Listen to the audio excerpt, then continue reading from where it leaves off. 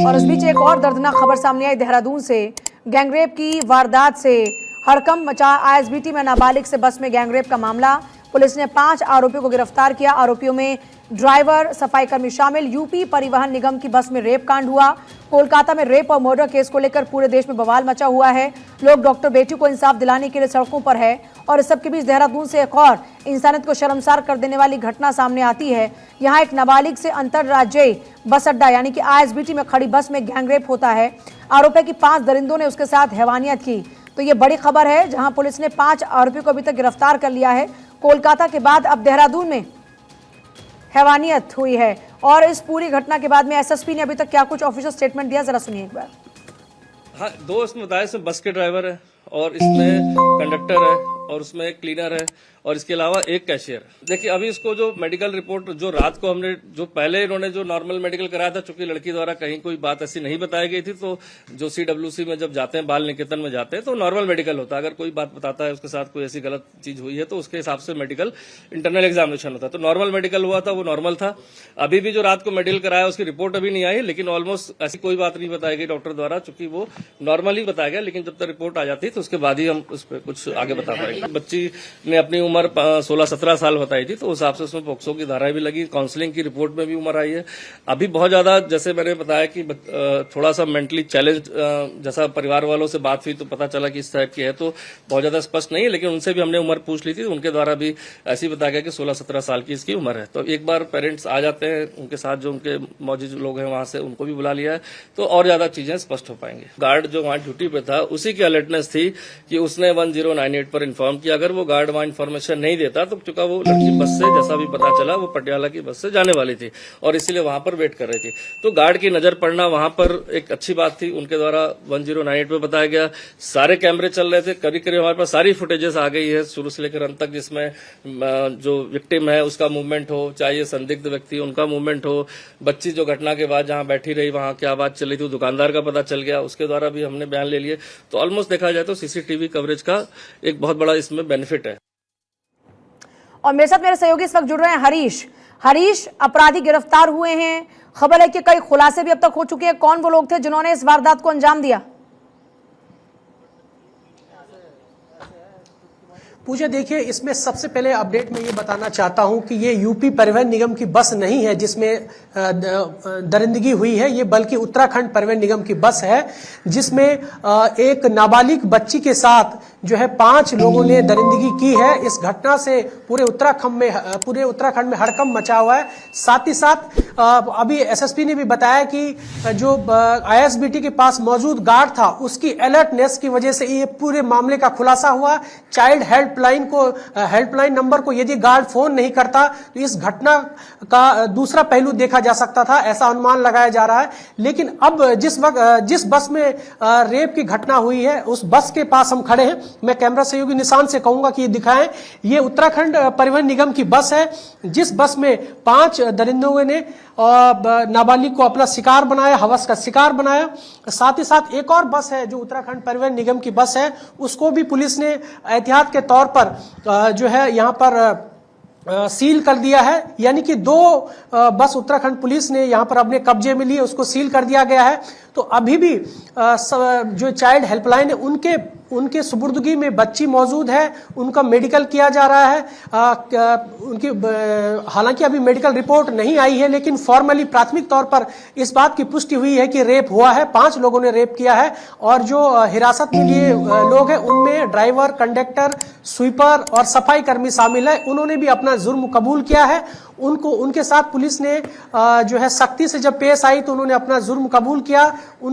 Uttarakhand police ने POCSO act के साथ साथ जो है उनके बलात्कार की धाराओं में अच्छा हरीश, क्योंकि आप इस वक्त मौका वारदात पर मौजूद हैं, अब इस पूरी क्या आपके लिए संभव है कि आप बता पाएं कि कौन सी वो जगह थी और अभी तक जो तथ्य सामने आए हैं, अगर आप उनको बता सके दर्शकों के लिए?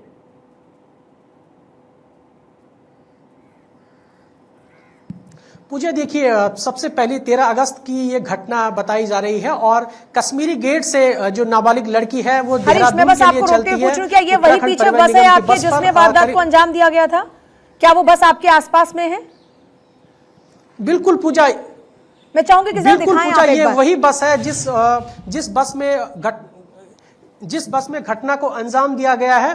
5 लोगों ने बारी बारी करके जो है दरिंदगी की है, हैवानियत को शर्मसार किया है, और जिनमें ड्राइवर, कंडक्टर, क्लीनर और सफाई कर्मी शामिल है। ये वही बस है पूजा जिस बस में घटना को अंजाम दिया गया है। 13 अगस्त की रात को ये वही बस है जो आईएसबीटी में मौजूद थी, जिस बस में घटना को अंजाम दिया गया है। अब पुलिस ने इसमें जो है कार्रवाई की है, बड़ी कार्रवाई की है, 5 लोगों को गिरफ्तार किया। सबसे महत्वपूर्ण बात यह है पूजा की यदि चाइल्ड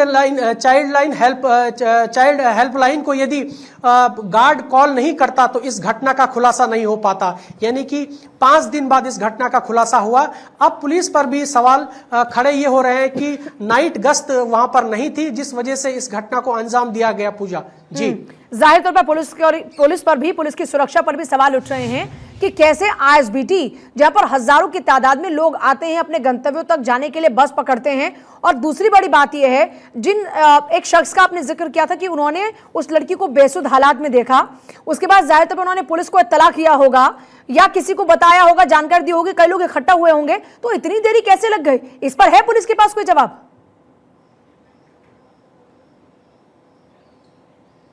बिल्कुल बिल्कुल पूजा, देखिए पुलिस इन सभी पहलुओं की जांच कर रही है और पुलिस इस बात का जिक्र कर रही है कि गार्ड की अलर्टनेस से गार्ड जो आईएसबीटी के पास मौजूद था, जब वो बेसुध हालत में वहां पड़ी हुई तो गार्ड ने नाबालिग समझ के चाइल्ड हेल्पलाइन को कॉल करके वहां उनको इंफॉर्मेशन दी और चाइल्ड हेल्पलाइन की टीम मौके पर आई। उन्होंने सबसे पहले नाबालिग बच्ची को अस्पताल ले गए, उसको मेडिकल करवाया। उसके बाद 14 अगस्त को नाबालिग का मेडिकल करवा करके पुलिस को ये सारी घटनाएं बताई और ये इस बात का जिक्र किया गया कि लड़की के साथ रेप हुआ है। लड़की से पूछा गया, हालांकि ये भी बताया जा रहा है कि लड़की मानसिक रूप से अस्वस्थ है और वो उत्तर प्रदेश के मुरादाबाद की रहने वाली है। पहले ये बताया जा रहा था कि लड़की पंजाब की है, ये भी पुष्ट हो गया है कि अब लड़की मुरादाबाद की रहने वाली है, मानसिक रूप से अस्वस्थ है।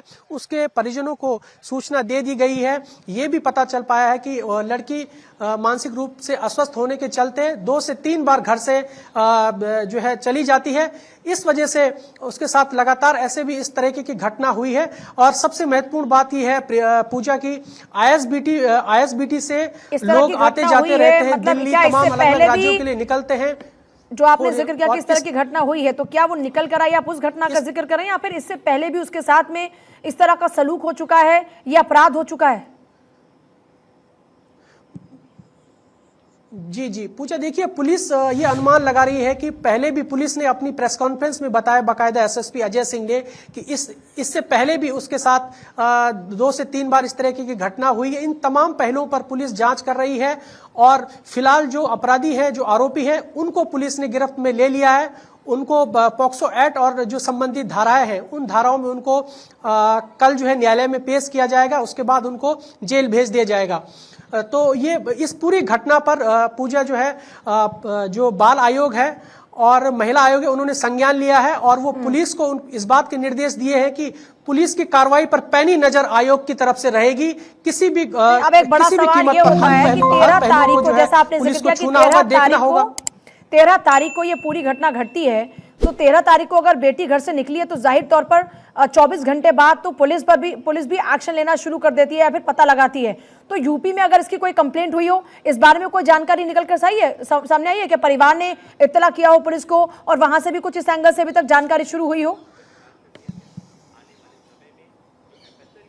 पूजा, देखिए लड़की मानसिक रूप से अस्वस्थ है और ये बोलने में वो सक्षम नहीं है कि वो ये कभी वो अपने आप को पंजाब की बताती है, कभी यूपी की बताती है। लेकिन अब इस बात की पुष्टि हो गई है कि लड़की मुरादाबाद की रहने वाली है और उसके परिजनों को इस बात की सूचना दे दी गई है कि वो लड़की देहरादून में है और वो दिल्ली कैसे पहुंची, दिल्ली से देहरादून में कब बैठी। हालांकि इस बात की भी पता चल पाया है कि जो लड़की है कश्मीरी गेट से 13 अगस्त जो है 4:30 बजे कश्मीरी गेट के पास थी। ड्राइवर से वो मिली और ड्राइवर से बात की, ड्राइवर ने उसको कॉन्फिडेंस में लिया और जैसे ही 10:30 बजे वो देहरादून पहुंची। तो 5 आरोपी अभी पुलिस की गिरफ्त में है, जिनसे पूछताछ लगातार की जाएगी।